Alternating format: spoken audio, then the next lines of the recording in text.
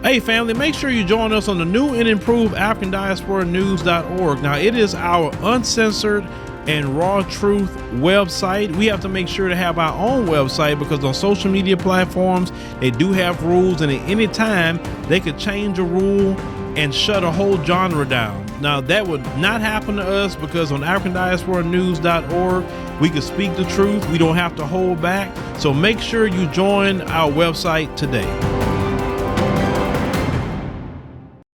Salibonani unjani makandi hengu. Hello everyone, welcome back to another broadcast of the African Diaspora News Channel with me, your host, Maritawna, aka Wokohontas Sitole Imali. And of course, if you're just joining us for the first time, you're most definitely welcome. Please do not forget to like, subscribe, and share this broadcast. And of course, hit that notification bell for more content. Now, today, unfortunately, I have sad news. Today, we're talking about Zim maids that have been lured to slavery in Oman. Now, scores of Zimbabwean women employed as domestic workers in the Middle Eastern country of Oman are being subjected to deplorable, horrible living and working conditions that include constant beatings, overwork, unemployment, and forced labor. An official investigation has concluded.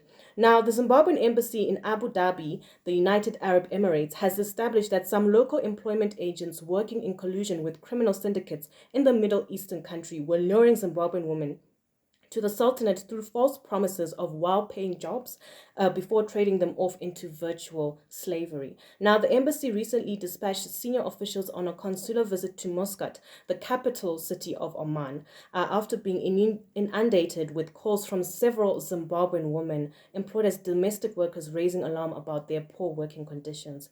Now, Councillor Onismo Chigesho led an official delegation from the embassy on a 2-day fact-finding mission to Muscat, the capital, on the 18th of February, where the team learned of the harrowing conditions Zimbabweans are experiencing, workers in the country are experiencing. Now, it was established that most of the women had their passports confiscated and on arrival and were being forced to see out their 2-year employment contracts in spite of the poor working conditions. Now, some of the employers are reportedly demanding up to $2,500 from the women in return for their own freedom. Now, most of the domestic workers were earning between $60 only to $80 per month. Now, a report from Zimbabwe's ambassador to the United Arab Emirates, Lovemore Mazemo, addressed to Foreign Affairs and International Trade Secretary Ambassador James Manzou in a position of the Sunday Mail, outlines in detail the appalling conditions some of the domestic workers are living under. It says that several women had developed suicidal tendencies on account of the harsh living conditions. Now, Ambassador Mazemo proposed a government ban on migration by Zimbabweans to Oman to work as maids. Government, reads the report, should assist the women with financial support to buy their freedom back. Now, the report actually says, Secretary, from the consular visit, the embassy noted that Zimbabwean maids in Oman are working under conditions that lay themselves considered to be forced labor or slavery. Now, it goes on to say that some of the challenges that they are facing, including working for between 15 to 18 hours per day with no rest, no off days even when one is sick, salaries are not paid in full or on time, being forced to work for large extended families, confiscation of passports by employers, physical assaults and verbal abuses, confinement to the house for long periods of time, denial of adequate food, as well as the inability to leave an employer and work for another one before the end of their 2-year contracts. Now, the embassy, according to the report, also established that the workers' communication with the outside world is severely restricted, meaning they have no whatsoever chance to communicate with people, even from home. Some of the employees are not allowed to have cell phones with local numbers in order to prevent them from communicating with the locals, including the police. Now, as a way forward, the embassy strongly recommends that the Department of Social Welfare should consider taking action to rescue some of the maids by raising the money which the employers of the maids are demanding back. Now, 2 of the maids so far are now displaying suicidal mentalities, much to the fear of Zimbabweans in Oman. Now, the 2 maids openly told consular officers that they were seriously considering committing suicide as a way to end their suffering and enslavement. The government may wish to consider banning Zimbabwean nationals from immigrating to Oman to work as maids, according to the report. The embassy said most of the women were unaware of labor laws in the country Oman. Now, Oman is one of the countries where the kafala labor system is religiously enforced.